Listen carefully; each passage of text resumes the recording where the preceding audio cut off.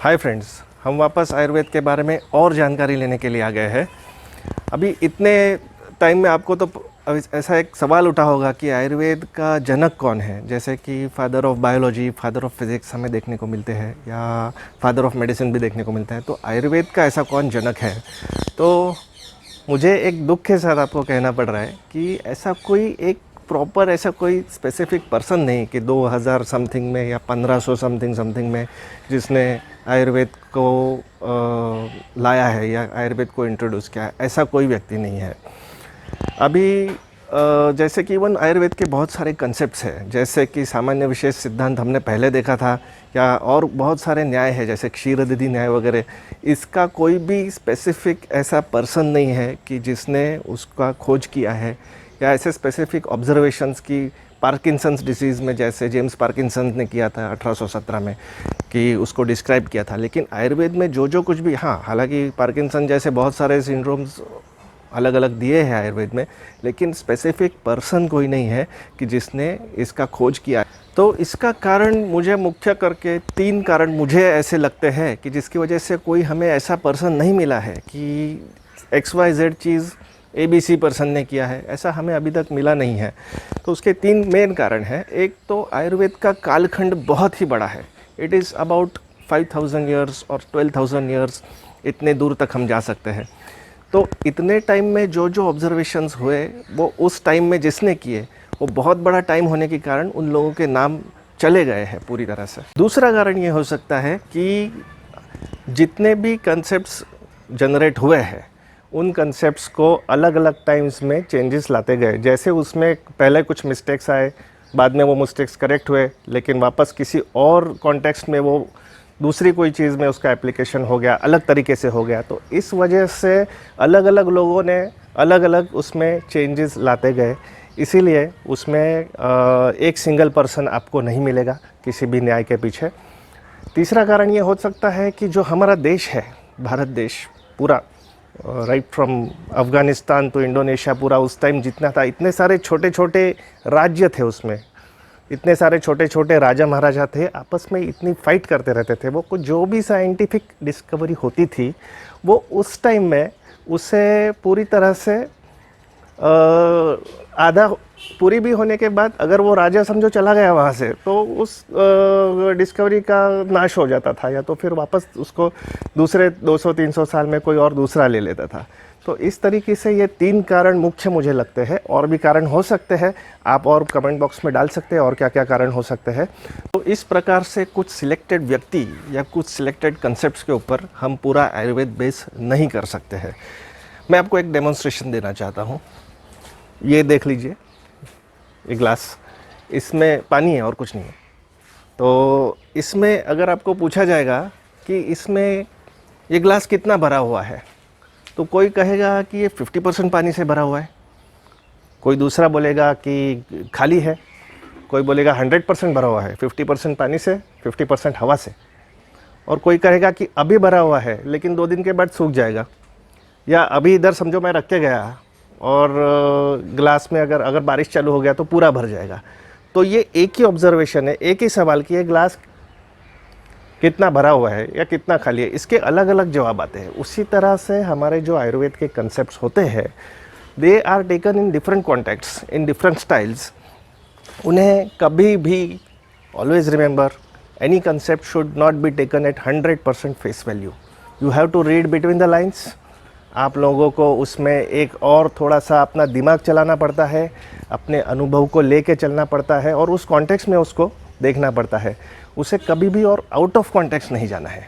तो इस तरीके से हम बहुत से अलग अलग चीज़ें आयुर्वेद में देख सकते हैं। अभी सबसे पहले एक एग्जांपल के तौर पे हम ले लेते हैं कि कैसे आयुर्वेद हमारे पास आया, हमने ऐसे उसको स्टडी कैसे किया। तो जैसे कि मैंने कहा है कि कुछ सिलेक्टेड लोग या कुछ सिलेक्टेड कंसेप्ट्स के ऊपर आयुर्वेद को हम बिठाना पूरी तरह से इम्पॉसिबल है, इतनी बड़ी चीज़ को बिठाना। इसलिए उसके जो भी जनक बताए गए हैं या जो उसके हैं वो इम्पर्सनल नेचर के हैं, अवैयक्तिक बोलते हैं उसको, कि अवैयक्तिक लोग हैं उसमें। जैसे कि सबसे पहले बताया गया है कि ब्रह्मा ने आयुर्वेद का स्मरण किया और वो दक्ष प्रजापति है, उन्होंने उसका ग्रहण किया। उसके बाद उसके बाद अश्विनी कुमार से जो देवों के जो डॉक्टर्स कहे जाते हैं उनको उसका नॉलेज मिला। उनके बाद इंद्र को मिला, इंद्र के बाद सभी ऋषि मुनियों को मिला, और ऋषि मुनियों के बाद उनके शिष्यों को मिला। उनके शिष्यों ने अलग अलग अपने अपने तंत्र लिखे हैं और ये सब हम स्टडी कर रहे हैं। और इस तरह से ये आयुर्वेद का एक इम्पर्सनल नेचर का जो दैवी जो एक फैक्ट बताए हैं ऐसे, तो ये ग्रंथों में मिलते हैं।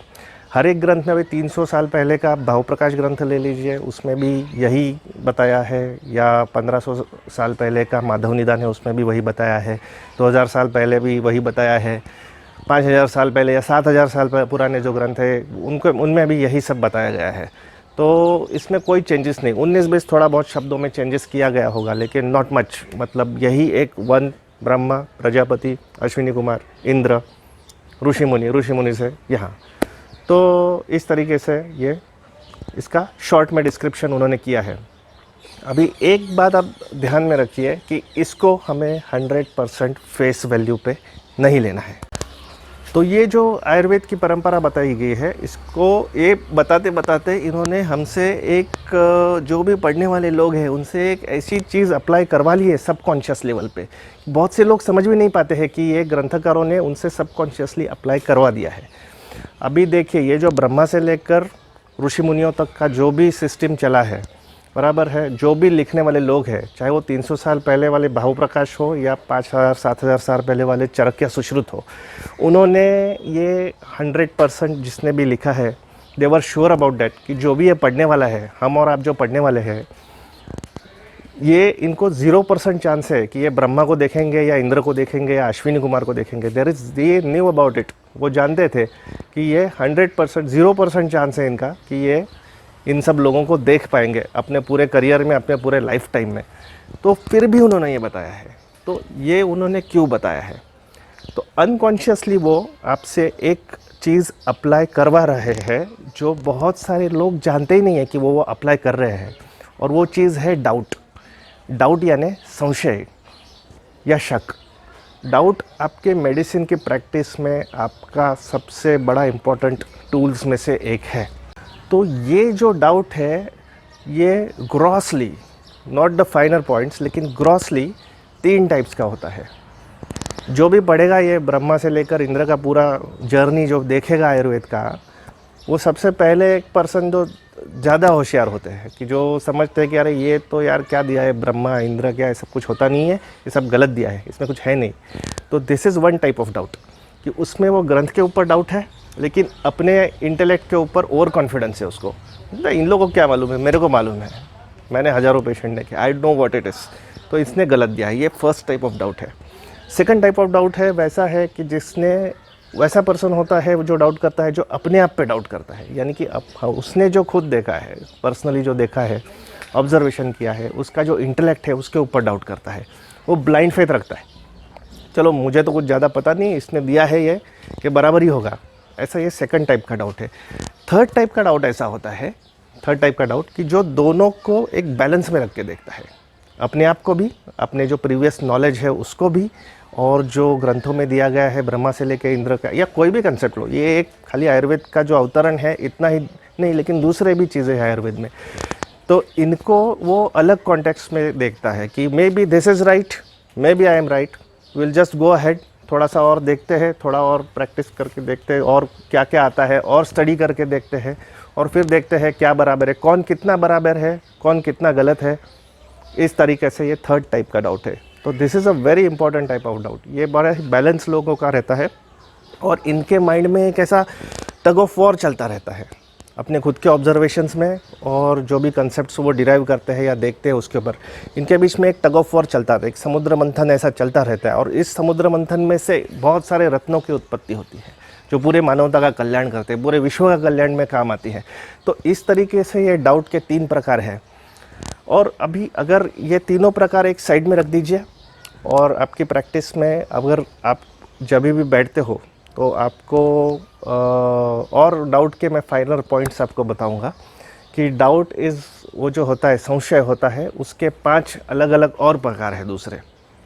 तो ये 5 प्रकार के डाउट्स है। एक है एक धर्मोपपत्ति, दूसरा है अनेक धर्मोपपत्ति, तीसरा है विप्रतिपत्ति, चौथा है उपलब्धि अव्यवस्था और पांचवा है अनुपलब्धि अव्यवस्था। तो ये 5 प्रकार के मेन डाउट्स हैं। तो सबसे पहला हम देखते हैं एक धर्मोपपत्ति या समान धर्मोपपत्ति भी बोलते हैं उसको, कि समझो एक ही लक्षण है या एक ही वस्तु है, वो 8 से 10 चीज़ों में कॉमनली अवेलेबल है और वो आपको दिख रही है।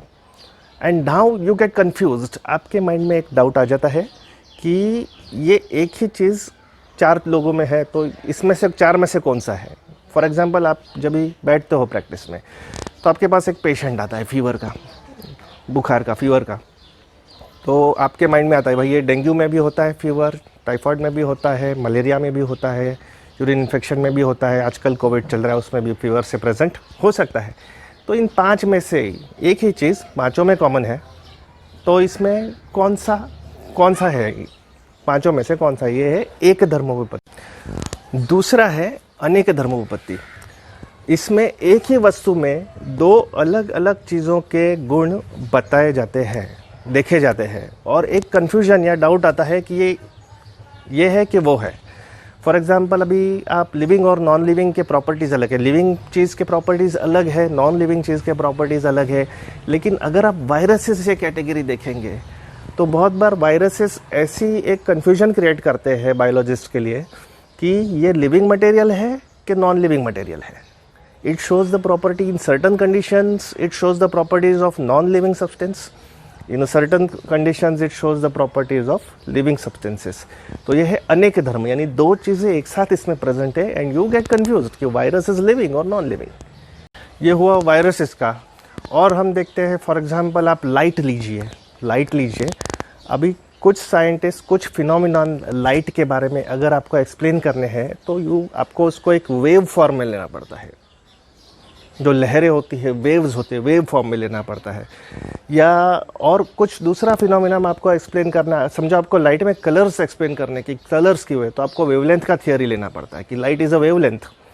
लेकिन अगर हम जब भी न्योनेटल जॉन्डिस होता है या बच्चों का जो हाई बिलीरुबिन लेवल जो पेडियाट्रिशियंस ट्रीट करते हैं, उसका अगर आप लाइट से एप्लीकेशन में क्यों ठीक होता है ऐसा आपको अगर देखना है तो उसको आपको फोटोन या पार्टिकल की तरह लेना पड़ता है। तो whether there is a confusion now कि whether light is a wavelength और लाइट इज़ अ पार्टिकल। तो ये जो दोनों प्रॉपर्टीज़ अलग अलग सिचुएशंस में बताना जो है, ये है अनेक धर्मोपपत्ति। तीसरा है विप्रतिपत्ति। तो विप्रतिपत्ति में ऐसा होता है कि इसमें 2 एक्सपर्ट्स हैं, लेकिन both are strongly on that opinion कि एक चीज़ करेक्ट है या एक चीज़ फॉल्स है। तो चौथा है उपलब्धि अव्यवस्था। इसमें आप एक कोई वस्तु देख सकते हो, बट स्टिल इंस्पाइट कि आप उसको देख सकते हो, उसको फील कर सकते हो, लेकिन देयर इज़ अ डाउट कि वो चीज़ नहीं है वहाँ पे।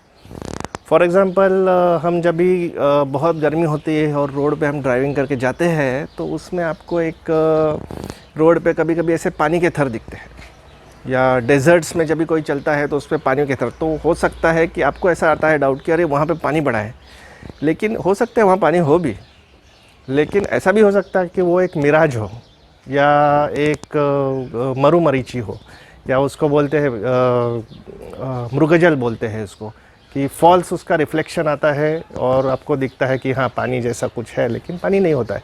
लेकिन हो भी सकता है कि वहाँ जब तक आप जाके देख नहीं लेते हो आपका डाउट क्लियर नहीं होगा कि वो पानी है कि नहीं है। तो ये उपलब्धि है और अव्यवस्था है, लेकिन देयर इज़ अ डाउट। तो 5वां और लास्ट है अनुपलब्धि अव्यवस्था। इसमें ऐसा होता है कि कोई चीज़ आपको नहीं दिखती है, but there is a doubt कि हाँ वो चीज़ वहाँ हो सकती है। फॉर एग्ज़ाम्पल, आप जब भी बोरवेल जब भी आप नीचे डिग करने को जाते हो तो उसमें आपको पानी दिख तो नहीं रहा, लेकिन देयर इज़ अ डाउट कि शायद हो सकता है पानी, शायद नहीं हो सकता है इसमें पानी। और दूसरा कोई एग्जांपल लेना है तो आयुर्वेद में एक कृमिदंत नाम का एक रोग बताया गया है। उसमें ऐसा कृमि यानी कि कीड़ा, तो ये कीड़ा आपको ये दांत में जो काला ऐसा छेद हो जाता है, ब्लैक कलर का जो उसमें छेद होता है, उसको कृमिदंत बोला गया है। वो कीड़े की वजह से होता है, ऐसा उन्होंने बोला है। अभी 2000-5000 साल पहले उन्होंने बोला है कि ये कीड़े से होता है, लेकिन किसी को कीड़ा दिखा क्या? उधर नहीं दिखा कीड़ा।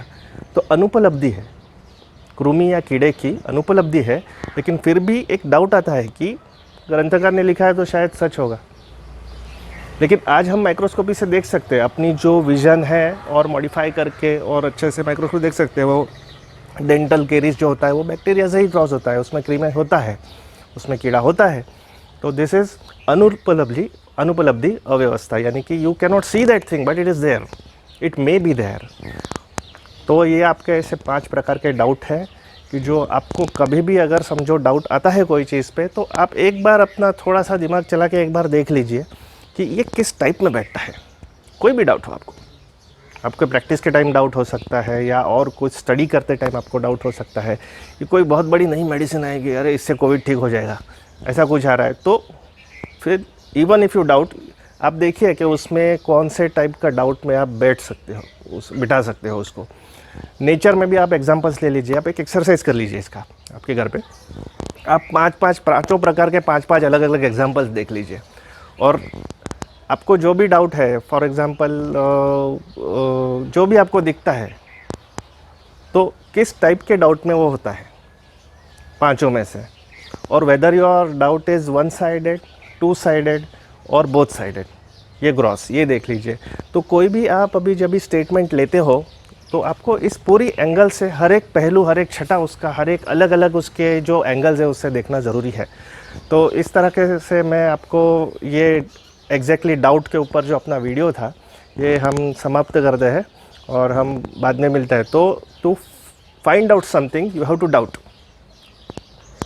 To find out, find out in that, and then you will find out what it is. So this is the thing. Be wise, stay healthy, stay safe, and take care of yourself. Bye.